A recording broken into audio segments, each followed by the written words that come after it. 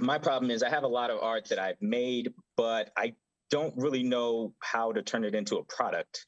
So I'm not even sure. Like, I'm early enough that I don't know if I should do prints. I don't know if I should do t-shirts. Mm-hmm.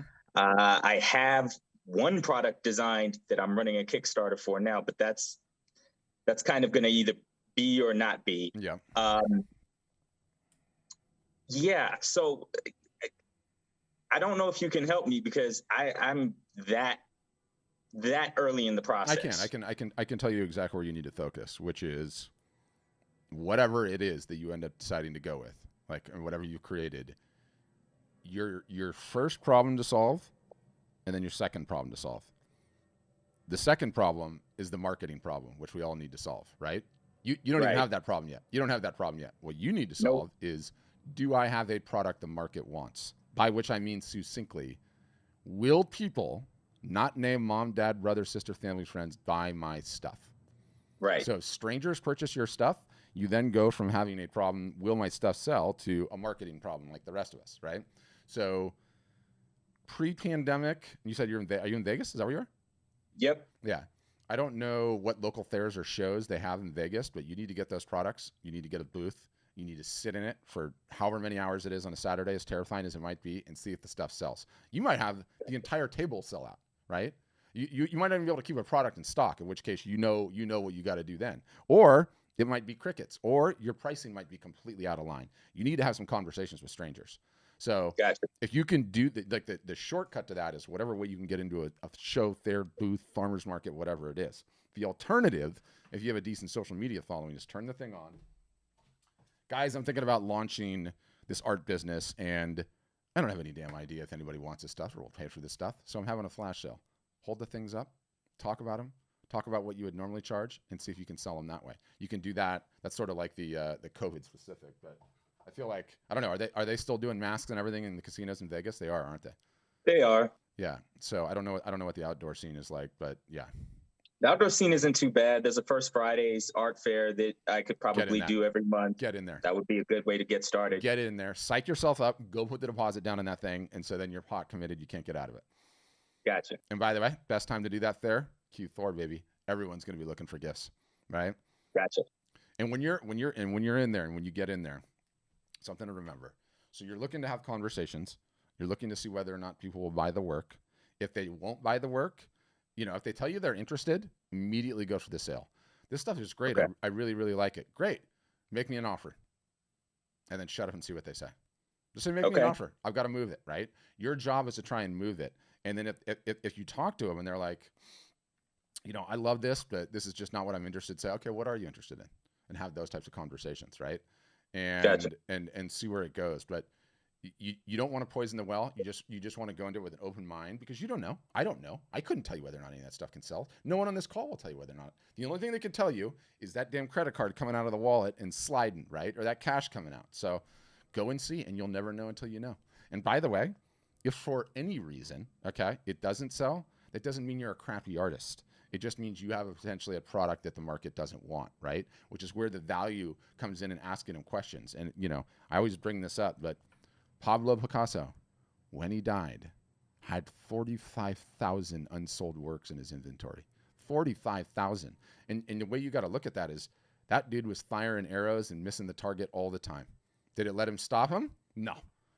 He just pulled another arrow out and fired again. And all of a sudden he hit a bullseye. And those were his biggest periods and his biggest sales. So it doesn't necessarily mean what you're producing is crap, but you have to align what you're producing with something that the market actually wants. And so that's your goal.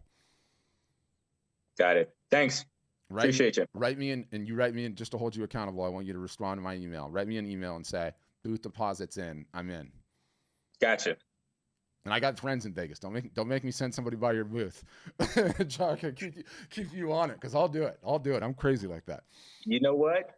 When I send you that email, I'm going to ask you to send somebody to my booth. Okay, I'll do it. Where's the First Fridays? Is it like that Old Town?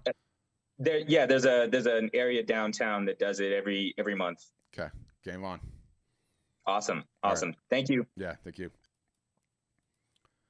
I love those types of challenges, but that's what you need, right? Like that's like 50-50 of what we provide as Art Storefronts, in addition to the website. I'm not kidding, is the emotional support. and I say this all the time. I'm sort of alluding to it with David, but come to find out that if our job at Art Storefronts is to create successful customers, because it is, because if you have selfishly, if you are a successful customer, guess what you're not doing? Canceling your website, canceling your plan, and leaving, right? You're with us the whole time. That's the best thing. So it puts my oar and your oar in the same boat. We're rowing in the same direction. So the way that I describe how do you create a successful artist or photographer is the same way that you solve the weight loss problem, right? Like if we had to lose weight, what would we do? We all know what the answer is. It's not just your diet, okay? It's diet and exercise. That's the only way you're going to lose weight, right?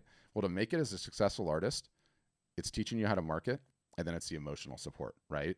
Of which what I just gave Chaka there, it is a variant, right? Sometimes the emotional support is like, you're in the depths. You're like, this is not working. God, I should have listened to my father. This is just a hobby, right? Like I'm never going to make it. You need to be picked up off the ground sometimes. That's just the road of an entrepreneur. But the other is like the challenge, right? Because Chaka could just go off this thing and be like, okay, I'm going to do that. And then a year from now, he still hasn't done it, right? So if I get in his face and I'm like, no, you're going to send me that email. You get your ass in that booth. I'm going to send somebody by to take photos. He's like, okay, game on. I'm going to do it. That type of emotional support is as important as the tactical marketing advice that I gave him. And that will never change. That will never change. You guys are all solopreneurs. You don't have a staff. You don't have a team. Being an entrepreneur is hard at the best of times. It's hard with the team. When you're by yourself and you don't have anyone bucking you up and offering you like support, like you can do this, or you don't see people in a Zoom class that was like, oh, a year ago is right where you were, pulling my hair out of my head, trying to figure all this marketing stuff out. And guess what? It all worked out, right? Like I did great. So that's what it's at. What's up, YouTube? Thanks for checking out the Q&A. What if you have your own question? First, you can leave me a comment below on this YouTube video. I see them. I will respond. Number two, definitely encourage you to subscribe. It's very easy to do. There's some fancy motion graphics going across the screen now, but there's a subscribe button. There's a bell button. You'll know when we're live. You can come on and say, Patrick, I have a question, even from your YouTube app, which is super handy. And then the third is 3 times weekly, Monday, Wednesday, Friday, free Zoom calls. We call them the Art Business Workshops. There's going to be a link directly below me in this description. You can sign up. They're free. You can come answer your question, which I'm sure will be awesome. And I will do my measure best to make sure my advice is slightly better than marginal.